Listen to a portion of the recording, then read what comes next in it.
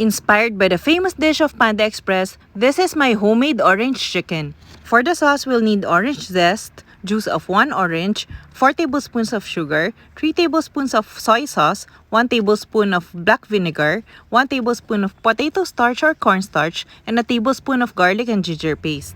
Mix well until well blended and set aside, and we'll use it after we fry the chicken. To marinate the chicken, we need soy sauce, mirin, black pepper, a tablespoon of potato starch or cornstarch, garlic and ginger paste. Then add 1 egg and let it marinate for a minimum of 30 minutes. Once done, we need to coat each chicken with potato starch. In a medium-high heat, fry the chicken until golden brown and crispy. Double fry your chicken if you want it crispier. Then set aside and drain the excess oil. Next, we need to put the orange sauce that we made earlier in a pan, then add 1 tablespoon of water. Turn on the heat and keep mixing until the sugar is dissolved. Sobrang quick lang nito. Let the sauce simmer until it becomes thick.